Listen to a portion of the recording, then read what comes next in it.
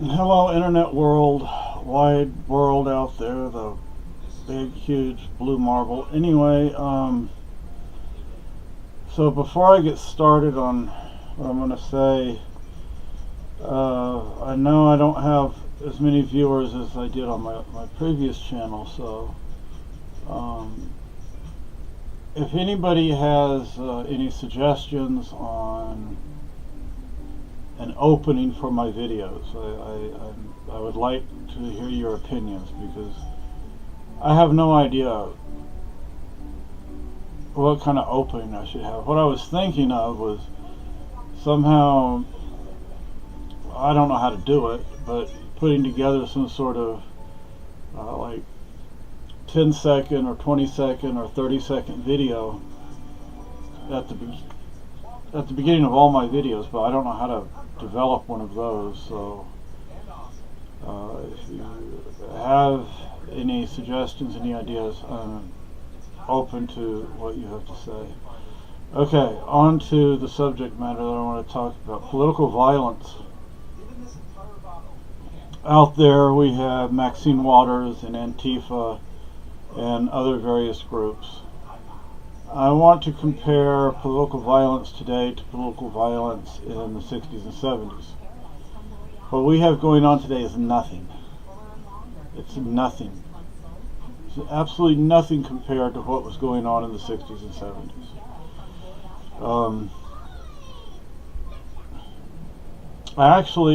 Even though I was very young in the 60s, I mean very young, I do remember some of the violence, and we were not living in the United States. We were living in another country. And, over there, there was anti-American, anti-Vietnam War, pro-communist, pro-socialist, etc. And these groups could be quite violent. Although, where we were living at the time, there's something unique about Okinawan culture, and one form of protest that they had was completely, totally, and utterly nonviolent. People would block the entrance to the bases, but then when somebody would drive up to go in or to leave the base, everybody would politely stand up and move to the side, allow people to pass, and then they would go back and stand or sit in the road again. That was nonviolent, but let me tell you something. I can look back on it. I can't really remember too much about how I felt at the time. I think I was confused as to what was going on. I didn't understand why it was going on. They were flying red flags, which we're talking Okinawa, so the red flags could have meant something different than what they would mean in the West.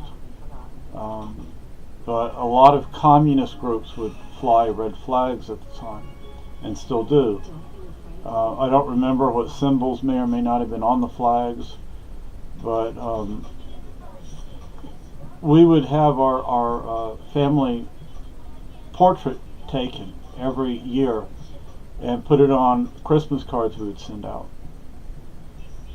Well, this one year we didn't get to do that. I mean, we just did not get to do that. We were driving, and I don't remember what town or village it was. It was, I believe, north of where we lived. And we lived near, we lived in Makinato. At the time, people referred to it as Mashinato, but it's Makinato. And it's right, or was right there on the north side of Naha, which is the modern capital of Okinawa. So we would drive north. I believe may have been north of Kadena Air Base, but I don't remember. I mean, I was really young, and all of a sudden, my dad turns the car down the street, and we're in the middle of a riot. They see us, they see Americans, You know, I don't know if that was an anti-American protest, a anti-Vietnam War protest, a pro-communist protest, a combination of those things, something else, a combination of one or more of those things and something else. I don't know. They chased us. They freaking chased us. I mean, I never saw my dad react in that fashion, and you know, he was focused. He was focused on getting us out of there, not simply alive but safe. Meaning, you know, no physical harm to us.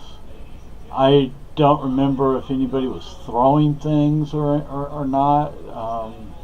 I don't remember things being thrown, but I remember my dad would turn down an alleyway. He would turn down a street. You know, he it's like every freaking time he would turn down a street or an alleyway. Once we got to the end of it, there they were again. Of course, you know, you're driving down a street, and one group of people sees you go down that street or that alley, and they holler back to the people behind that, you know, hey, they're going down this street, they're going to be coming out over there. So the group in the rear will go back, you know, and try to get you from there. I mean, he got us out of there. But I remember back then, you know, you didn't have to have seat belts or anything. And I got up, like, put my hands on the back of the front seat, and I'm like, Daddy, what's going on? What's going on? And my daddy didn't say anything. He's just like, I don't remember him saying anything anyway. He just, you know, he got us out of there. We were safe. That was overseas. Now, in the United States, you had armed takeovers of federal buildings, federal facilities, college campuses, college buildings. You had riots, you had bombings, you had hijackings. We don't have the hijackings like we used to. Of course, security at aerodromes or airports we didn't really have security back then. You just didn't have it. You could walk right in. You get your ticket at the ticket counter, and you walk over to where you got on the plane. Well, you actually didn't get on the plane the way you do now. You would have to walk out onto the tarmac, and then you walk over to the aeroplane, and you walk up steps to get into the aeroplane. And you'd see them bring those steps. The steps were like on the back of a pickup truck or pickup truck. And they drive that thing up there, they'd pull it up and park it, and then you climbed up those steps. There were no police or anything like that. But then again, that was one reason there were so many hijackings, because there was no security. There was no searching luggage. There was no x-ray of luggage. There was no security. You just didn't have it. You walked into the airport, you bought your ticket, and then you could buy it in cash. You didn't have to have ID to buy passage on an aeroplane. You bought that, then you walked over to the area where you would wait to go out on the tarmac to get on the aeroplane, and once it was time, they would open a door and they would escort you over to where the steps were to get up to the aeroplane.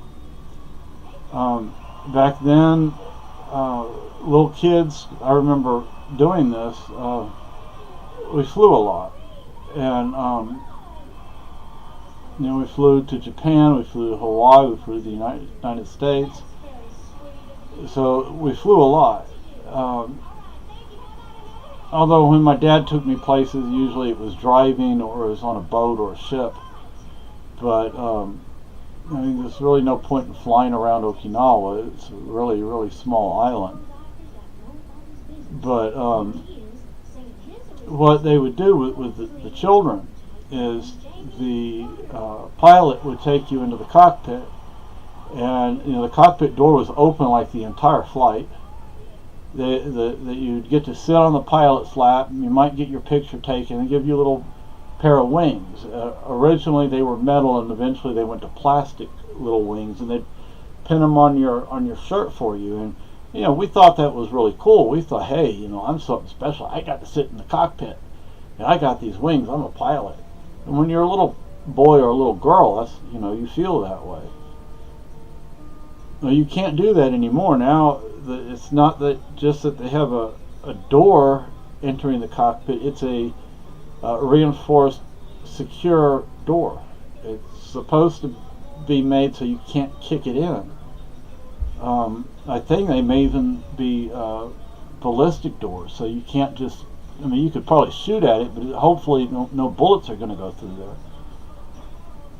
So anyway, in the United States, like I was saying, there were all sorts of riots, demonstrations, protests. But I guess that's kind of redundant. There were shootings, there were assassinations.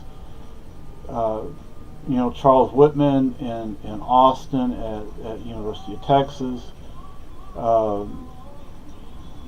There was in Ohio. There was the National Guard shot and killed some students. Like I said, there were hijackings. There's one lady that's still in Cuba. It's Cuba. And she's wanted here in the United States. She hijacked an aeroplane and took it to Cuba. And like I was saying, there were armed takeovers of university buildings, of medical laboratories, of college campuses, college administration buildings. So, frankly, even with Mad Maxine Waters, I do think there's something wrong with that woman. She doesn't sound too bright, but then again, she couldn't be too dumb if she's in the position she's in. But then again, it could be she's in that position because of other people. I have no idea. I've never met her. I don't know anything about her except what little I found online. She's wealthy. She's really rich. So, a typical corrupt socialist who's filthy rich but wants everybody else poor. Anyway, so, with her getting out and saying to harass people, that's nothing compared to what went on in the 60s and 70s. Nothing whatsoever. So, political violence today is extremely minimal versus political violence in the 60s and 70s. Again, I was young. There's a lot I don't remember. There's a lot I just wasn't aware of. It would be on the nightly news, but there was a time where I don't know what time the news came on, 5 or 6 o'clock. You'd have 15 minutes of news originally, and eventually it went to a half hour. Then the national news would come on, and that was it. There was no there was no late night news. The TV went off like 10 or 11 o'clock. It went off, and eventually it didn't go off till around midnight. And then in some locations you could eventually get TV till 1 or 2 or 3 o'clock in the morning before it would go off. And there used to be a pattern. They referred to it as a pattern, the test pattern. They called it. That way it was supposed to be used to help adjust your TV, so you had a clearer picture. But you don't even have to adjust your TVs anymore. I don't think they even show test patterns anywhere for any reason anymore. The TV doesn't go off at 10 o'clock or midnight anymore. It's on 24 hours now, which I actually think it would be better not to have it on 24 hours, but that's my opinion. So I'm just saying, and I complain about some of the stuff that goes on, but even with Antifa and Evergreen State College and what was it, Charlottesville and Maxine, it doesn't compare to what people like me grew up with in the 60s and 70s. So now there's quite a bit of Islamic violence going on, but even that doesn't compare to what was going on then. It's not to the same extent that it was back then. Paris was attacked again, but it's not like every freaking single day in 100 different places just in the United States alone. It's not, and back then the Ku Klux Klan and other white racist groups, and there were anti-white racist groups like the Black Panthers that were committing extreme acts of violence, and we just don't have that today, and hopefully we won't have it again. I know, hon, but we don't have the extent of violence that we did. So I just wanted to share that because I listen and watch Dave Rubin, Steve Crowder, and others, and I don't hear them saying, I don't hear them making the claim that there is the violence that we had then. But like, if you didn't hear my wife, she said they're still around. Yeah, they definitely are still around. I mean, I'm not going to argue against that, that's for sure. And some of these groups, I think, would like to do the things that were done back then. But we have the internet today. Internet is easily monitored by the government. We have the Patriot Act, which makes it way too simple for the government to watch what people do. The camera you have on your computer, on your desktop, your laptop, your phone, your tablet, anybody who knows how to do it can turn it on without you ever knowing and watch what's going on in your house. There have been schools that have been caught doing this to students' home computers, and that's wrong. I definitely believe in privacy, and privacy is not spelled out in the Constitution. A lot of people the Supreme Court included, have made rulings that are so broad that it says there's privacy, and I do believe that there should be something in the Constitution that protects a person's privacy very explicitly, but it's not there. It's not spelled out. So anyway, that's just I think I have become redundant in this video. I've gone almost 20 minutes, and I think I'm just saying the same things over and over again. So anyway, one last thing.